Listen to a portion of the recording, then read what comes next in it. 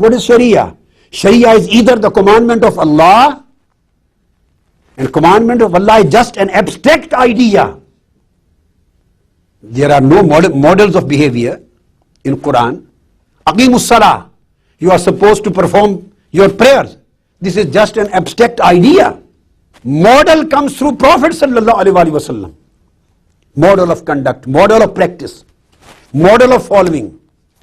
That's why it is stated, Qul in kuntum tuhibbun Allah fattabi'uni. If you love Almighty Allah and you love to obey the commandment of Almighty Allah, so there is no other way except following me. So Holy Prophet sallallahu alaihi wasallam, every movement of Holy Prophet sallallahu alaihi wasallam, every single word uttered by Holy Prophet sallallahu alaihi wasallam, every single act and deed committed and performed by Holy Prophet sallallahu alaihi wasallam itself constitutes the body of Sharia. The whole body of Sharia has been originally and primarily and fundamentally constituted by two things, either by the commandment of Allah or by the commandment and practice of Holy Prophet sallallahu alaihi wasallam. And there is nothing else which would make Sharia. So the commandments of Quran are just meanings, communications, messages, teachings, abstract ideas. And you can't do anything just basing on Quran. Because Almighty Allah has never shown you how to pray. Allah is beyond that. Allah has never shown how to perform Hajj. Allah has never fasted, and He has never performed the way how to fast. He has never performed how to put the ihram on you. He has never performed He has never practiced any single commandment of Him. He has just communicated His messages, His do's and don'ts, His commissions and His omissions to you. And He has left everything to personify it, to present it in a model form, to present it in a practicable form, to present it in a perceptible form, to present it in a conceptual form, to present it in a physical form, in a feasible form, in a workable form, in a viable form, in a visible form. All commandments of Almighty Allah became visible and became feasible just with the body and the personality of Holy Prophet sallallahu alaihi wasallam. So that's why you can't go away from Holy Prophet. You can't get rid of. There is no directness between a man and God. This idea is absolutely misguided. Nobody has ever seen Almighty Allah in His existence. Nobody has ever perceived Him because He is not perceivable. Nobody has ever conceived Him because He is not a conception. Nobody has ever understood Him, neither through our eyes, the five senses, nor through our ears. Conception without perception is blind. You can't formulate any conception, any idea in your mind without perception through your senses. A child who is blind by birth, he has no conception of blue and red and green and white and black. Every conception is based on a perception. Unless you are able to perceive something physically in any form, you are totally unable to conceive it. So when conception is based on perception, are we able to perceive Almighty Allah's existence? No, answer is no. Then are we able to conceive Almighty Allah's existence? So He is beyond our perception and He is beyond our conception. That's why He just communicates His will, His commandment, His orders in the form of revelation. That's why He has raised the prophets and messengers to the mankind, so that whatever Almighty Allah wills, that is performed through the conduct and behavior of the prophet and messenger for the mankind. So the mankind is connected to the prophet. The ummah at the first stage, the immediate stage, the first and immediate level, the ummah is supposed to get connected with Holy Prophet sallallahu alaihi wasallam to receive the knowledge. We never, anyone, even Abu Bakr and Umar never heard the revelation of Quran. They never knew even the distinction between Quran and the Hadith. When the first verses of Quran were being revealed on Holy Prophet, Iqra bismi rabbikal ladhi khalaq. First 5 verses. He came out from the cave of Hira. He recited these verses first time. This was a new experience for the people, for his followers. They asked him, Ya Rasulullah, what are these words and sentences? We are hearing for you first time in our life. The language was Arabic.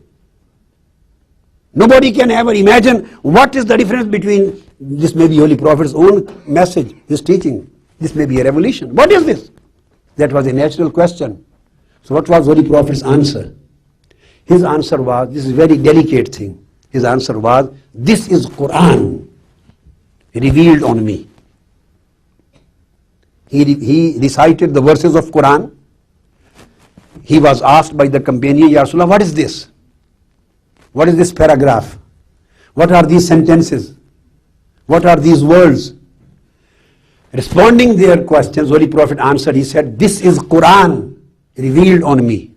Now, my question is from you. These were the verses, Iqra bismi rabbikal ladhi khalaq, 5 verses up to Allama al-insana ma lam ya'lam. These were the 5 verses which was revealed in cave of Hira, which Holy Prophet recited to companions. On these verses of Quran, they questioned and answered, Ya Rasulullah, what is this? And he answered, this is Quran which has been revealed on me when I was in cave of Hira. Angel Jibrail came to me. He revealed these verses from Almighty Allah. He revealed on me through Angel Jibrail. So this is Allah's book. Now my question is, these words explaining the capacity, explaining the status, identifying those 5 verses, but this is Quran. Sheikh Nazim Baksh. My question is, these words, these sentences, this is Quran which Angel Jibrail brought to me when I was in cave of Hira and this and that. All these sentences are Quran or Hadith of Holy Prophet. What are these sentences? Identifying that this is Quran which has been revealed on me. Are these verses the Quran itself, or these are the sentences of Holy Prophet? This is Hadith of Holy Prophet. This is Hadith which identified the Quran. So when they heard the answer that these words are Quran revealed on me, then they accepted it. So the question is, what was the first stage of their faith? Did they accept directly Quran, or they first of all brought their faith in Hadith of Holy Prophet, and through Hadith of Holy Prophet, this Hadith led them to the Quran? Who opened the door of realizing the Quran in front of them? Who led them to the divine reality of Quran? Who took them to the divinity of Quran?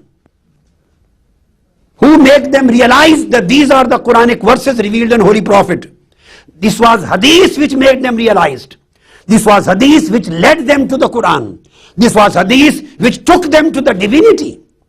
So who became the means between the Sahaba and Allah? Prophet Muhammad became the means, and his words became the means. Allama ibn Taymiyyah, he writes in his book As-Sarimul Maslul, page 42.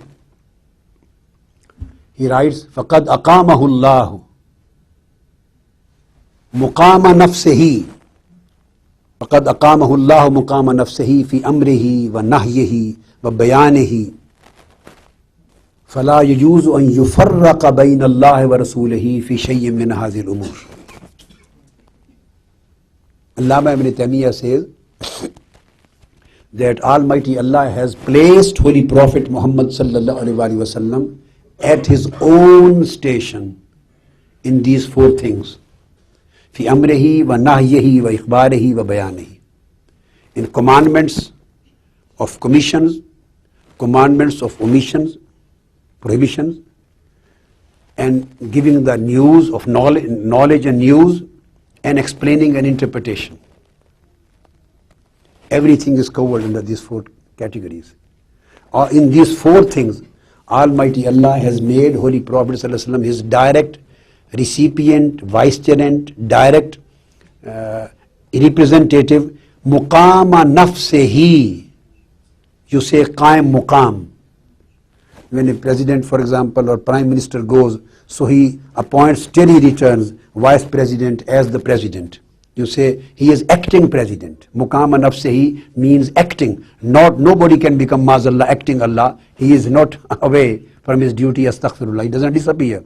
But just to explain the thing. Muqam nafsihi, he has placed Holy Prophet ﷺ, he has made him stand on his own place in these four things. Meaning thereby, its meaning is that in these four matters, Holy Prophet, his commandments has been given the same status and position as the commandments of Almighty Allah. And he says, it is absolutely unlawful and not permissible to differentiate between Allah and Holy Prophet. This is what Allama ibn Taymiyyah says.